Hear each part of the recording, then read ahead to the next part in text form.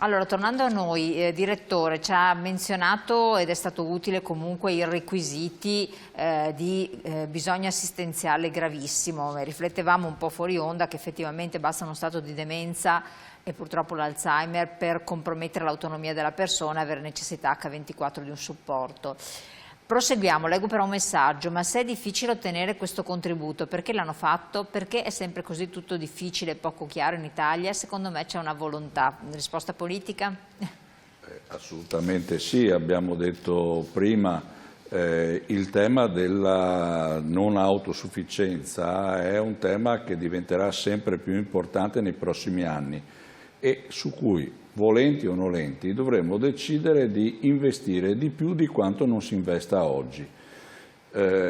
Questa scelta che è stata fatta è invece una scelta che vuole mantenere inalterato quella che è la spesa ed è per questo che è stata resa difficile, complicata e che sostanzialmente non cambierà le condizioni del 99% delle persone non autosufficienti. Certo.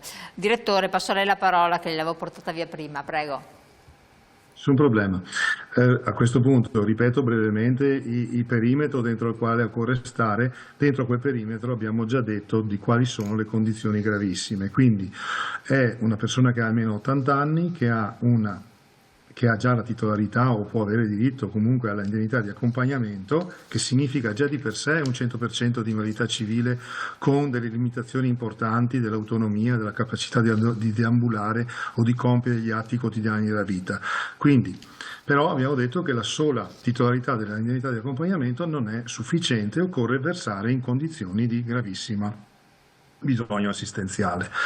Detto questo, naturalmente indicando che proprio per la serietà dell'analisi che occorre fare su questo tipo di prestazione, i nostri uffici del patronato, del sindacato pensionati, dello SPI, come poi ripeterà anche Ugo, sono a disposizione per aiutare e indirizzare le persone a comprendere come muoversi in questo ambito, tenendo conto che ci sono ulteriori questioni. Allora, la indennità, la quota integrativa, che è di 850 euro, salvo revisioni addirittura al ribasso, a seconda della disponibilità delle risorse, quella quota lì serve a remunerare il costo del lavoro per le persone appunto che sono utilizzate per la cura e l'assistenza o per acquistare servizi destinati al lavoro di cura e di assistenza. Queste spese che vengono affrontate devono essere peraltro rendicontate con una cadenza trimestrale e su questo aspetto la norma indica questo percorso, ma nella realtà, nella pratica operativa, ci mancano ancora gli strumenti per conoscere come poi andremo a fare questa operazione. Ma prima ancora occorre rispettare altri paletti. E ripeto, bisogna che su questo poi eventualmente le situazioni, le famiglie interessate si confrontino con chi come noi si occupa di queste materie, perché ci sono altri elementi in gioco. Uno dei più critici che a me pare importante sottolineare è che nella norma, e qui si sottolinea la volontà in qualche maniera di rendere davvero difficile il tutto, è detto che il contratto stipulato con la badante, con l'assistente, con la persona appunto che svolge i lavori di cura presso il domicilio della persona ammalata, deve avere un contratto di lavoro, secondo le caratteristiche previste dal contratto nazionale, stipulato dall'ammalato stesso, a firma dello stesso ammalato. Ora, se voi facciamo 1 più 1 e mettiamo insieme la condizione di gravità assoluta nella quale si trova, dico solo il primo, la persona che sia in coma, e che si pretenda che il contratto sia firmato da quella persona stessa, mi pare un po' difficile. È molto più facile che i contratti di lavoro siano stipulati dai familiari, dai figli, da chi è intorno a una persona che versa in queste condizioni. Quindi già questo crea un ostacolo e un dubbio al quale non abbiamo in questo momento la risposta, e quindi stiamo anche attendendo chiarimenti da questo punto di vista. Questo è l'ambito insomma complessivo. Ma un'altra cosa che a me lascia molto così, c'è un altro messaggio: ma 6.000 euro ISE sanitario mi sembra allucinante. Ditemi che se uno uno che ha 10.000 euro ISEE è ricco o abbiente, ma in che realtà parallela vivono questi che fanno le leggi, chiedono telespettatore. Ma io le chiedo questo perché voi nella slide 6 scrivete una cosa che deve destare molto allarme, a parte il discorso che tu lei della firma, che decadono gli altri contributi territoriali.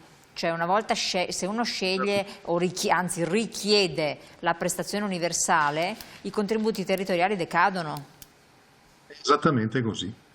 Qui bisogna appunto che le persone che eventualmente fanno questo tipo di richiesta siano consapevoli che rinunciano agli altri contributi nelle forme che sono attualmente erogate e che non sono neanche queste del tutto chiare o elencate. Vero è che l'eventuale scelta della prestazione universale che porta con sé la rinuncia agli altri tipi di interventi a livello territoriale e locale, la scelta può essere reversibile. Quindi se io sono andato in una strada e poi per qualche motivo appunto non posso anche tornare indietro, però è vero che non è una prestazione universale che si aggiunge o si somma a quanto eventualmente stabilito da un welfare locale, ma va in sottrazione o questo o quello, esattamente. Certo, chiaro. Guargiolo, abbiamo anche dei numeri che sono preoccupanti perché voi date proprio delle cifre ben chiare. Pochissime le risorse, 250 milioni di euro nel 2025, qui abbiamo la slide 4 che dice, eccolo qua. Però la cosa importante è quella che dicevo prima, cioè sono 250 milioni di euro nel 25 e 250 milioni di euro nel 26 perché appunto è in fase sperimentale, ma non sono fondi nuovi, sono fondi dirottati da fondi già esistenti in questo ambito, quindi semplicemente sono stati spostati da altre voci che riguardavano sempre la non autosufficienza. E sono pochissimi i destinatari, e vediamo qua la slide 5. Noi abbiamo fatto una disamina per quanto riguarda il Veneto. In Veneto ci sono 336.000 anziani oltre i 65 anni. Perché lo dico? Perché la legge istitutiva non parlava solo dei grandi anziani, ma parlava degli anziani in quanto tale, quindi dei 65 anni. Sono 97.000 i beneficiari di indennità di accompagnamento. In realtà solo rimanendo oltre gli 80 anni sono 76.000 i beneficiari dell'indennità di accompagnamento. Di questi 76.000, 17.000 sono in quelle condizioni che abbiamo detto, cioè di situazioni gravissime, bisogno assistenziale gravissimo, ma secondo i nostri calcoli di questi solo 1.760 avranno diritto a questa indennità universale. Quindi in qualche maniera quello che vogliamo dire noi è che siamo assolutamente a disposizione con i patronati, come sindacato pensionati, come CAF, per aiutare le famiglie anche su questa vicenda. Però sul piano politico, per quanto ci riguarda, questo è non solo totalmente insufficiente, ma è di fatto uno svuotamento di quella che era la legge di cui parlavamo prima, cioè la legge sulla non autosufficienza. I titoli ci sono stati, sembrava un anno fa, quando è uscito il decreto, che questa prestazione fosse appunto universale, poi vista nel concreto non solo non è così, ma si fa propaganda, come diceva l'ascoltatore da cui ho visto il messaggio, se non ho capito male, sì. Si fa propaganda sulle sofferenze delle persone, sulle difficoltà delle persone. Quindi questo è il tema, quindi vero. La cosa importante è comprendere bene, quindi andare appunto all'Inca per capire se vale la pena oppure no a fronte dei contributi, della somma dei contributi regionali, della situazione in cui si versa, dell'ISE, soprattutto del proprio caro. Sapendo che giustamente quello che diceva Roger prima, nel momento in cui si decide di presentare domanda per la prestazione universale, si fa anche la rinuncia alle prestazioni, diciamo, altre che si hanno.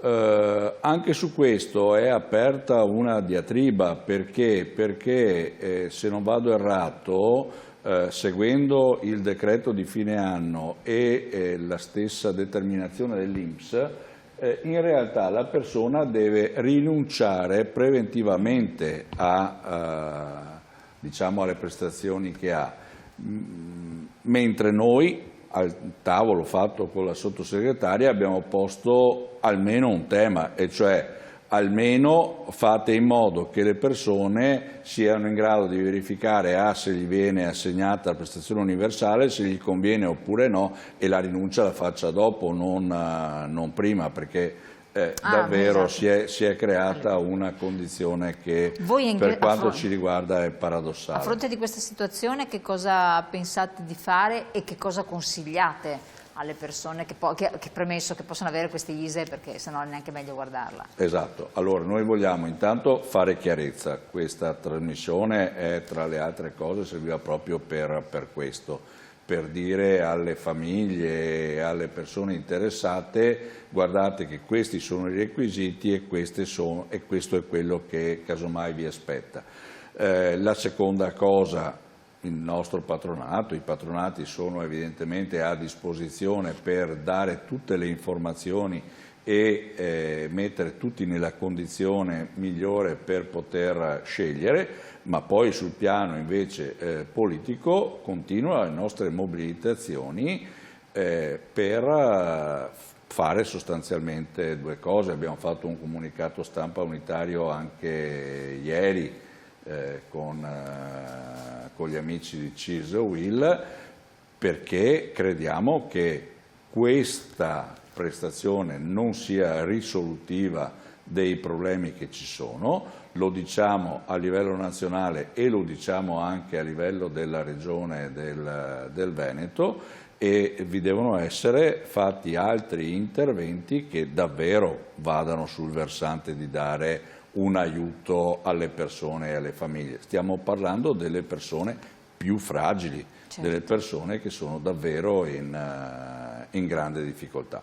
Nel caso di persona... in un momento in cui anche dal punto di vista emotivo le persone sono fragili, sia chi è direttamente interessato e sia quelli che sono i familiari. Certo, questo chiedo l'ultima battuta al direttore dell'INCA a proposito della firma. In caso di persona sola, completamente sola, che magari ha qualcuno che si occupa di lei, per questa firma ci possono essere, cioè il delegato di firma può farla? Magari... Molto spesso in questi casi qua possiamo avere a che fare con un amministratore di sostegno che eventualmente è la persona che a norma di legge può appunto sostituirsi all'interessato, però anche questo è un aspetto delicato da affrontare, perché potremmo avere, come capita, come ci è già capitato anche nelle richieste che abbiamo fin qui incontrato, il fatto di persone che sono davvero a casa, domiciliate a casa propria, assistite a casa propria, e che comunque non hanno avuto modo, non hanno avuto bisogno in qualche modo di intervenire su quel versante, e quindi questo apre anche un fronte ulteriore di necessità sul fatto di per avere una corretta tutela di intervenire nei giusti modi per affrontare la questione di chi firma al posto della persona che si trovi in una di quelle condizioni che abbiamo descritto prima, insomma. Certo. Quindi anche questo è un tema delicato che va affrontato caso per caso. Volevo permettermi di dire, vista la situazione di serietà, con il giusto rispetto e la giusta attenzione proprio a queste situazioni di sofferenza e di difficoltà nelle quali evidentemente c'è l'ammalato e c'è la famiglia che è intorno, insomma. Grazie. Allora ringrazio veramente Roger De Pieri, direttore dell'INCA del Veneto, settore previdenza della CGIL, di essere stato qui con noi e di averci illustrato molto chiaramente, mi sembra, insomma, questa prestazione universale. Grazie come sempre Ugo Giollo, segretario CGIL del Veneto. Voi se avete delle perplessità, grazie segretario, delle perplessità, dei dubbi, chiamate le sedi dello SPCGL presente sul territorio, fissatevi un appuntamento, andate a farvi controllare la pensione, perché magari ci sono dei soldini che vi spettano e che se non li domandate, non li chiedete, non vi arriveranno mai, e che quindi possono comunque già quelli dare un aiuto importante. Poi la valutazione verrà fatta appunto dall'INCA se conviene oppure no fare domanda di questa prestazione universale qualora ci fossero i requisiti. Buon proseguimento, grazie.